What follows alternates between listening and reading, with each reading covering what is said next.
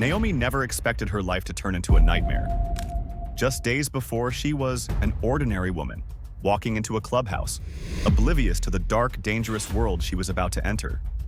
The men who surrounded her weren't just bikers, they were predators, ready to take anything from anyone without remorse. She had no idea what would unfold. But soon, she found herself tied to a chair, naked, in front of the men who claimed to be her brothers, the men of the Outlaws MC. One by one, they took turns, punching her, kicking her, and then heating up a spoon until it was red hot. They pressed it against her skin, her arms, her breasts. No part of her was spared. How did it all come to this? Naomi was about to learn the horrifying truth. It was over a patch, a small piece of cloth, a symbol of loyalty and pride for the Outlaws. That's all it took to set off a chain of events that would make her life unbearable and eventually take it all together. Jim Nolan's story didn't start with violence. It began in a place that seemed so ordinary, so American, a family farm in New Jersey during the chaotic years of World War II. Jim grew up surrounded by siblings and parents, but not the kind of nurturing you'd expect. His brothers were all off fighting in the war, and he was left to grow up with the weight of their absence. Life on the 21-acre chicken farm wasn't a peaceful one. With 6 fathers and 3 mothers, Jim's childhood felt more like a chaotic blend of personalities than the love and care that most children get. By the time he was 12, his father's health had begun to fail, and soon the family moved to Fort Lauderdale, Florida, hoping for a better life. But Florida didn't feel like home. It felt like the beginning of something darker. At just 12 years old, Jim found himself alone in a strange place, the only thread holding him to his old life, the memory of his father. But as time went on, Jim realized that he could fill that void with something more tangible: motorcycles. It didn't take long before he convinced his parents to buy him a motorcycle, telling them it was for a paper route. But it wasn't about the job. It was about freedom. The roar of the engine beneath him, the wind in his face, was the first taste of something that would define him forever. At 14, Jim wasn't like the other kids. He was already towering over them at 6 feet 6 inches, and at just 165 pounds, he had a presence that most didn't.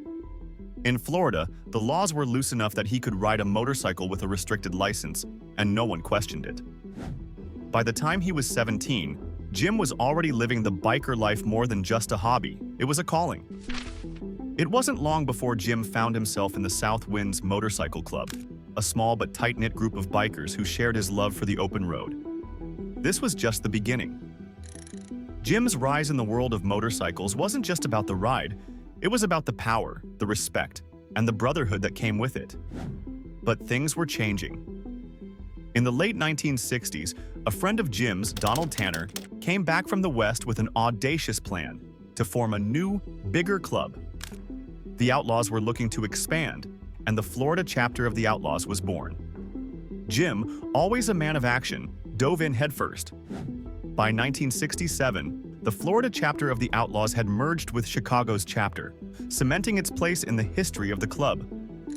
Under Jim Nolan's leadership, the South Florida Outlaws quickly became a force to be reckoned with. The Outlaws weren't just about motorcycles anymore. They were involved in everything: drugs, prostitution, human trafficking. The criminal empire that Jim helped build was vast. He wasn't just a leader, he was a kingpin, and the rules of the world didn't apply to him. Jim didn't hesitate to use fear, intimidation, and violence to maintain control. He saw women not as human beings, but as objects. His so-called old ladies were nothing more than commodities to be sold, used, and discarded. But the true brutality of the Outlaws' reign came to light in 1967, when 5 of Jim's men crucified an 18-year-old woman named Christine D. over a mere $10. She didn't pay, and they made her pay the ultimate price. They nailed her to a tree. Public outrage was instantaneous, and the Florida governor vowed to rid the state of the Outlaws. But that didn't stop them. They just relocated and kept doing what they were doing, only bigger and worse. Jim's ambition was endless. He expanded his operations throughout Florida, bringing in drugs, controlling women, and crushing anyone who stood in his way. The South Florida Outlaws became the most notorious chapter of the Outlaws MC, all thanks to Jim's leadership. While Jim's empire grew, so did the suffering. Joyce Carlin was another victim who would be forever marked by her association with the Outlaws. Promised a job, Joyce arrived at a trailer only to find herself trapped in the Outlaws clubhouse. Her first day of work? Jim hit her when she didn't bring him a beer. The next day, he raped her at gunpoint. He made it clear, as an old lady, she would work for the Outlaws, handing over every dime she earned. The abuse didn't stop there. Jim allowed 8 other men to take their turns with her. She was nothing more than a tool for his pleasure and profit. And then there was Naomi's escape. She had witnessed the brutality of the Outlaws and fled, but her escape was short-lived. Jim Nolan ordered her captured. Naomi's boyfriend, a member of the club, had no choice but to bring her back. Naomi's fate was sealed. She was tortured, burned, and ultimately murdered. Her body was dumped in a remote field, and no one was ever charged for her death. Jim's crimes weren't just about power. They were about control, about breaking people down, especially women, who were seen as disposable. The torture, the manipulation, the endless cycle of violence, it was all part of the same game. Tina was another woman who would find herself in Jim's grip. She worked as both a prostitute and a dancer for the Outlaws. She tried to escape, but Jim's control was suffocating. He hunted her down, captured her, and even sold her. Her life was never her own, just another pawn in Jim Nolan's sick game. But even the most powerful figures eventually meet their downfall, and Jim Nolan's reign was no exception. As his criminal activities intensified, law enforcement began to take a deeper interest in the Outlaws MC. Jim's empire was too large, too dangerous to ignore. In 1980, Jim was arrested and sent to Florida State Prison for drug trafficking. While many thought that this would be the end of Jim Nolan's story, they were wrong. Jim's empire didn't fall with his imprisonment. From behind bars, Jim continued to control his operations. His influence over the Outlaws was unshaken. His name still carried weight. He still had men working for him, still had money flowing through his system. Even in prison, Jim Nolan was a force to be reckoned with. But things began to unravel. In 1981, a murder took place that would shake the foundations of the biker world. Jim Nolan killed a man named McQuillan in a public parking lot.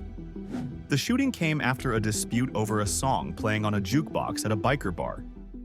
But when McQuillan pulled a gun on Jim, Jim fired back, killing him. The shooting set off a chain of events that would ultimately lead to Jim's arrest. But what was even more significant was the trial that followed.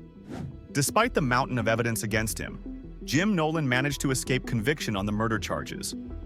The jury sided with him, ruling that he acted in self-defense. It was a twist of fate that would come back to haunt him in the years to come. Jim Nolan's criminal activities didn't end with his imprisonment. In fact, his time in prison marked the beginning of a strange transformation. While behind bars, Jim found religion. He became a born-again Christian, claiming that he had found peace. But was it genuine? Or was it just another way to maintain control, to manipulate those around him? The trial in 1989 was the final blow. Jim Nolan was convicted under the Racketeer-Influenced and Corrupt Organizations, RICO, Act for crimes spanning decades.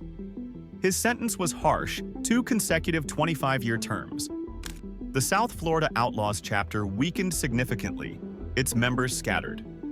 Jim's grip on the club loosened, but it was too late for redemption. Jim Nolan's release from prison in 2016 was met with mixed reactions. Some believed he had paid for his sins, while others wondered if 26 years behind bars were enough to pay for the trail of death and destruction he had left behind. What do you think? Was justice truly served? Or does the release of a man like Jim Nolan make you question everything you thought you knew about karma and redemption? If you found this story shocking, disturbing, and utterly compelling, don't forget to like, comment, share, and subscribe. The truth about Jim Nolan might be finished, but the conversation, that's just getting started.